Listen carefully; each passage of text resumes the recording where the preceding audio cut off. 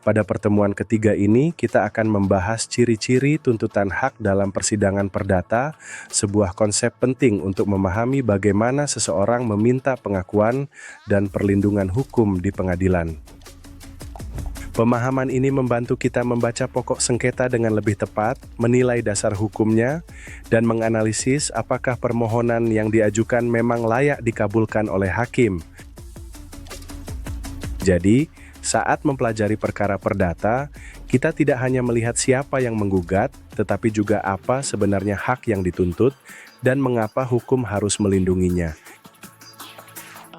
Dalam persidangan perdata, tuntutan hak dapat dipahami sebagai klaim yang diajukan seseorang kepada pengadilan karena ia merasa memiliki hak yang dilanggar, diabaikan, atau dipersengketakan oleh pihak lain. Melalui tuntutan ini, penggugat meminta agar pengadilan mengakui adanya hak tersebut dan memberikan perlindungan hukum terhadap pelanggaran yang terjadi. Dalam banyak perkara, perlindungan itu bisa berupa pemenuhan prestasi, penghentian perbuatan yang merugikan, atau penegasan siapa yang berhak menurut hukum. Karena itu, tuntutan hak bukan sekadar keluhan, ia adalah permintaan hukum yang ditujukan kepada hakim untuk dinilai dan diputus secara resmi. Intinya, tuntutan hak menempatkan hak subjektif seseorang ke dalam forum peradilan agar memperoleh kepastian dan perlindungan yang dapat dipaksakan menurut hukum. Sekarang, penting untuk membedakan tuntutan hak dari bentuk tuntutan lain yang tidak selalu berhubungan dengan penegakan hak perdata di pengadilan. Tuntutan hak berangkat dari adanya hak subjektif yang diklaim milik penggugat. Jadi fokusnya adalah pengakuan atau pemulihan hak yang nyata. Berbeda dari keluhan biasa, permintaan moral, atau keberatan non-yudisial, tuntutan hak diajukan langsung dalam mekanisme peradilan dan diperiksa dengan ukuran hukum acara perdata. Karena masuk ke ranah persidangan, akibatnya juga mengikat. Hakim tidak sekadar mendengar, tetapi memberi putusan yang menentukan kedudukan hukum para pihak.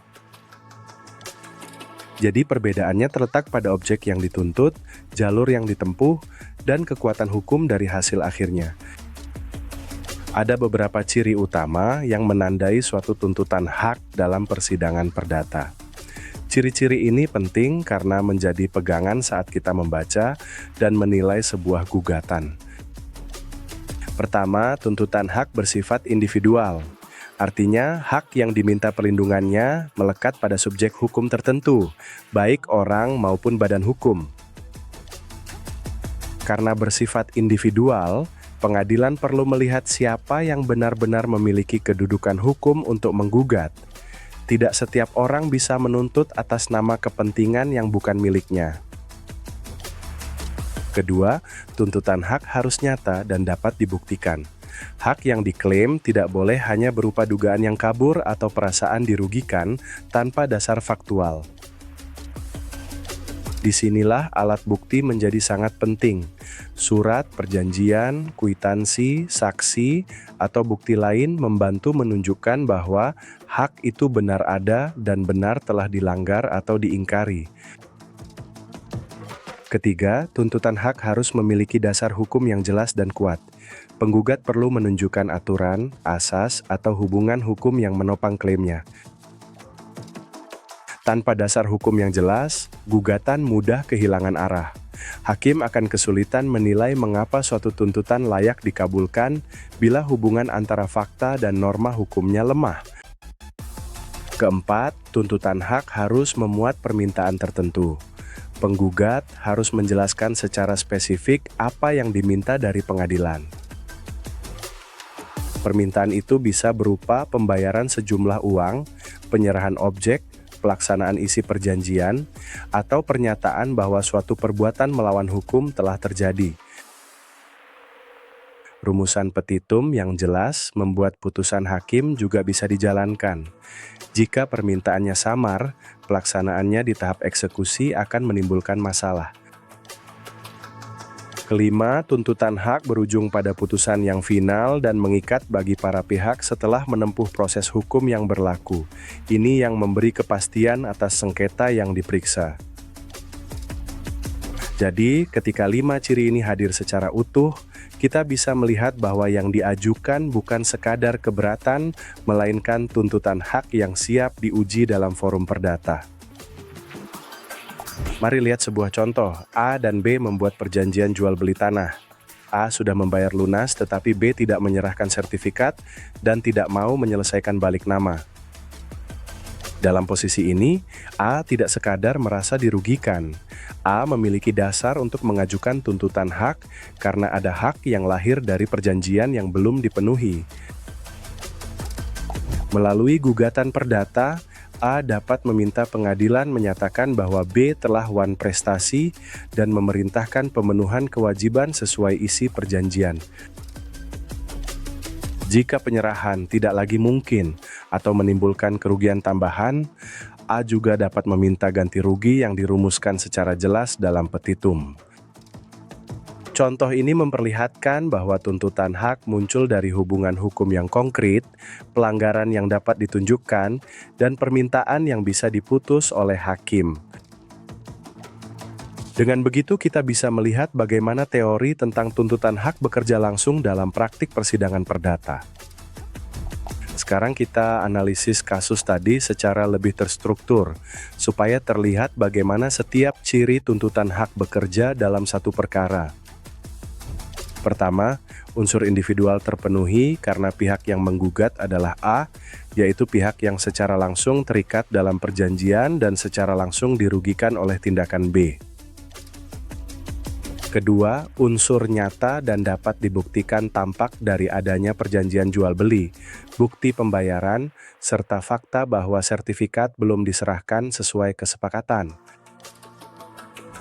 Ketiga, dasar hukum tuntutannya jelas.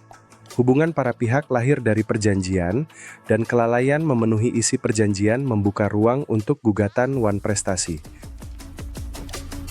Di titik ini, hakim tidak hanya melihat cerita penggugat. Hakim menilai apakah fakta yang diajukan benar-benar cocok dengan norma hukum yang menjadi dasar gugatan.